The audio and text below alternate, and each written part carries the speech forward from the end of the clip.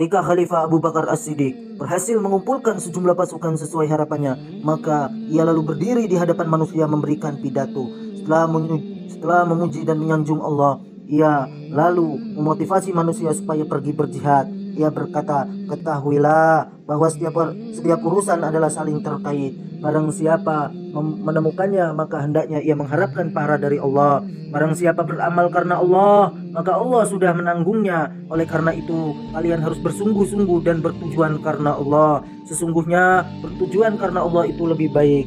Renungkanlah, sesungguhnya tidak ada agama bagi seseorang jika ia tidak mempunyai iman. Tidak ada iman bagi seseorang jika dia tidak takut kepada Allah. Dan tidak ada amal bagi orang yang tidak ada niat dalam dirinya untuk beramal. Ketahuilah bahwa aku menemukan dalam kitab Allah, Al-Quran, pahala-pahala yang diberikan kepada orang yang berjihad di jalan Allah. Dan seyogyanya bagi seorang muslim cinta mendatangi perintah Allah untuk berjihad. Sesungguhnya jihad itu adalah dagangan pembawa keselamatan yang sudah ditunjukkan Allah untuk dijalankan. Sebab dengannya seseorang menemukan keselamatan dari kehinaan, sedang dengannya seorang menemukan hak kemuliaan di dunia dan akhirat. Setelah menyampaikan pidato ini, Khalifah Abu Bakar radhiyallahu anhu menunjuk para pemimpin pasukan, menetapkan prioritas-prioritas dan menyerahkan bendera-bendera perang kepada mereka. Dikatakan bahwa bendera pertama yang diserahkan Khalifah adalah kepada Khalid bin Sa'id bin Al-As. Kemudian Umar bin Al-Khattab datang. Ia menyampaikan pidato dengan memuji Allah dan berpesan sebagaimana pesan Khalifah Abu Bakar.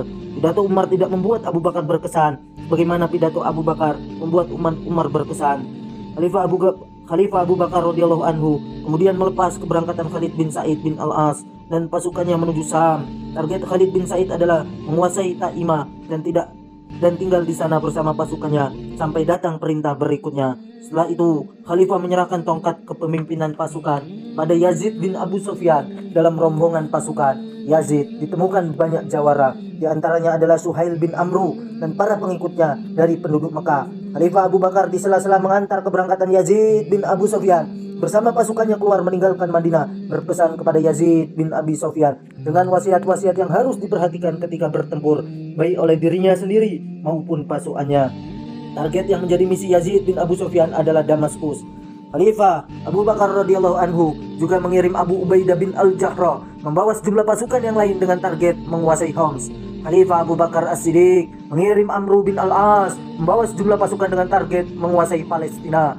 Pada semua pemimpin pasukan yang bertugas mengemban misi membuka daerah Islam ini, Khalifah Abu Bakar berpesan agar masing-masing mengambil jalan berbeda-beda. Dalam hal ini, Khalifah Abu Bakar seolah-olah mengikuti jejak yang ditempuh oleh Nabi Yakub ketika berkata kepada anak-anaknya, dan dia Yakub berkata, wahai anak-anakku, janganlah kamu masuk dari satu pintu gerbang dan masuklah dari pintu-pintu gerbang yang berbeda. Namun demikian aku tidak dapat mempertahankan kamu sedikit pun dari takdir Allah. Putusan itu hanyalah bagi Allah. Padanya aku bertawakal dan kepadanya pula bertawakallah orang-orang yang bertawakal. Quran Surat Yusuf ayat 67. Khalifah Abu Bakar As-Siddiq melepaskan keberangkatan pasukan ini pada awal tahun 13 Hijriah. Khalifah Abu Bakar berjalan kaki mengantar keberangkatan Yazid bin Abi Sufyan yang naik kuda bersama pasukannya. Setelah Abu Bakar menyampaikan pesan kepada Yazid, Abu Bakar berkata, semoga kamu selamat dan selamat jalan. Setelah itu Abu Bakar kembali ke Madinah, sedangkan Yazid lalu menggebrak kudanya berjalan menyusuri rute perjalanannya. Setelah Yazid bin Abi Sufyan berangkat, Syarahbil bin Hasrah kemudian menyusul meninggalkan Madinah. Lalu Abu Ubaidah masing-masing mengambil jalan yang berbeda dengan jalan yang dilalui Yazid bin Abi Sufyan. Amru bin Al-As membawa pasukannya meninggalkan Madinah sampai tiba di Aramat di bumi Syam. Dikatakan bahwa Yazid bin Abi Sufyan pertama-tama tiba di Balqa, Surabil tiba di Yordania, menurut pendapat lain tiba di Busra, Abu Ubaidah tiba di Al-Jabiyah. Khalifah Abu Bakar senantiasa mengirim pasukan tambahan kepada mereka dan memerintahkan kepada komandan pasukan tambahan ini supaya bergabung dengan pemimpin yang paling disenanginya. Sebutkan bahwa ketika Abu Ubaidah melewati Balqa, maka Abu Ubaidah menyerang penduduk sebuah perkampungan di Balqa sampai mereka bersedia damai dengan Abu Ubaidah, sehingga perdamaian ini merupakan gencatan senjata pertama yang terjadi di bumi Syam untuk level perkampungan, bukan kota. Dikatakan bahwa pertempuran pertama di bumi Syam meletus karena pasukan Romawi berkumpul di suatu tempat yang bernama Al-Aryah, bagian dari wilayah Palestina.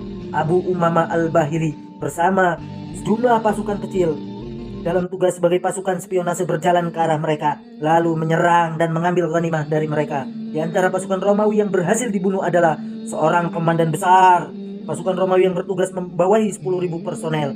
Setelah pertempuran ini, meletuslah pertempuran Marot As-Sufur. Ketika perjalanan, Khalid bin Sa'id bin Al-As terhenti di Ta'imah, maka Romawi mengumpulkan prajuritnya dalam jumlah besar.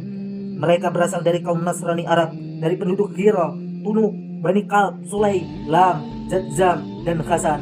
Mereka bergabung untuk menyambut kedatangan Khalid bin Sa'id bersama pasukannya. Khalid bin Sa'id lalu membawa pasukannya mendatangi mereka. Ketika jarak antara kedua pasukan semakin dekat, maka mereka membubarkan diri dan banyak dari mereka kemudian memeluk Islam.